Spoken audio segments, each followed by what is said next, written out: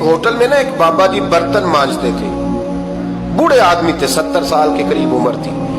उनका एक बेटा था, एक बहू थी, एक पोता था, लेकिन वो बेचारे बेटा बीमार रहता था तो लिहाजा वो खुद मजदूरी करते थे। कहते हैं एक दिन वो बाबा जी मेरे पास आए, कहने लगे मेम साहब 2-4 दिन की छुट्टी चाहिए। तो मैंने कहा खैरियत है? कहने लगे मैडम मेरा बेटा फौत हो गया। बेटा, आपको पता है बाप का जनाजा पढ़ना आसान है, बेटे का जनाजा उठाना बड़ा मुश्किल काम। कहती है मैं कुछ लिख रही थी, मेरे हाथ से कलम गिर गया, मैंने खुद गाड़ी भेजी, बाबा जी गांव चले गए जहां वो रहते थे।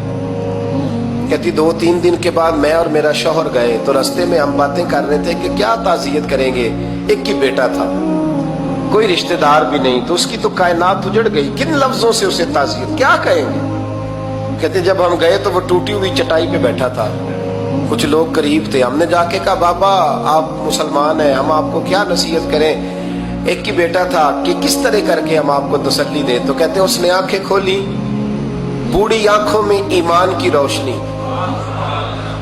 कहने लगा बीबी क्या ताज़ियत की बात करती हो, मैंने कोई पैसे जमा करा के बेटा लिया था, खुदा ने फजल से दिया था, अदल से ले गया है, मैं अपने रब के फैसले पे बड़ा राजी हूं। अल्लाहु अकबर।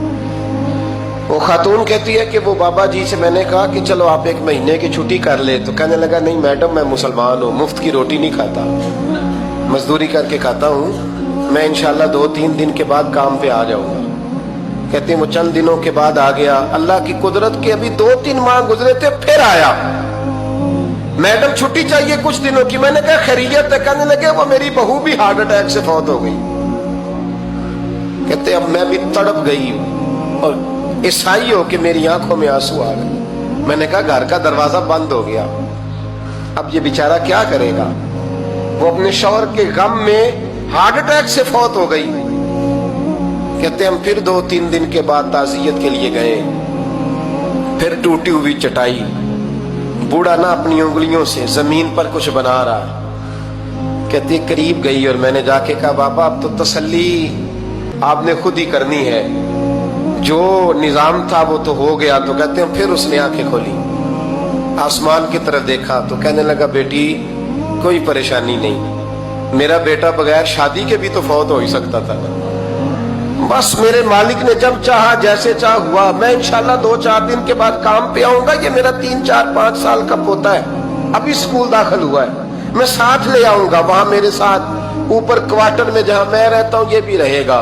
कभी कभी मैं देखती छत पे खड़े होके कि दादा घोड़ा बना हुआ है और पोता सवारी कर रहा है, वो सवेरे उठता उसको स्कूल छोड़ के आता, शाम को लेके आता, प्यार करता, मोहब्बत करता। तीसरी मंजिल पर हमने क्वार्टर दिया हुआ था, वहां दादा पोता रहते। अल्लाह तू बड़ा बेनियाज है। कहती है इकबाल एक दिन ना पोता ऊपर वाली मंजिल पे खेल रहा था, उसका पैर फिसला, वो गर्दन के बल जमीन पे गिरा, मुझे खबर हुई तो मैं दौड़ी, एम्बुलेंस मंगाई, खून से लिथड़े हुए उस बच्चे को दादे ने अपनी गोद में रखा। और जब हम अस्पताल की तरफ गए तो हॉस्पिटल बाद में आया, जनाबे इजराइल पहले आ गए और कहते वो गोद में दम तोड़ गया। फिर दादे ने उसे अपने हाथों से गुस्ल दिया, फिर उसने अपने बूढ़े हाथों से कब्र खोदी और फिर मिट्टी डाल के कहने लगा इन्ना लिल्लाहि व इन्ना इलैहि राजिऊन। जे सोना ही मेरे दुख विच राजी, जे सोना ही मेरे दुख विच राजी। फिर सुख नु चुल्ले डावा। कहते वो मिट्टी डाली उसने और जब वो वापस पलटा तो मैं बाजू से थाम के होटल करीब लाई और मैंने उसके करीब कहा कि बाबा तू टूट गया है, तू बिखर गया है। तो कहते यूं उसने हाथ रखे और यूं आंसू छटक दिए। कहने लगा मैडम क्यों क्यों, मेरे अंदर कोई अकीदा नहीं, मैं कोई लवारस हूं, मेरा कोई रब नहीं, मैं क्यों परेशान रहूंगा, मैं तो पका हुआ फल हूं, थोड़े दिन गुजरेंगे कब्र में जाऊंगा और जब जन्नत में जाऊंगा तो अल्लाह मेरी बेटे से भी मुलाकात कराएगा, मेरे पोते से भी मुलाकात कराएगा, मेरा रब सारी मुलाकातें करा देगा, मैं अपने अल्लाह की रजा में बड़ा राजी हूं।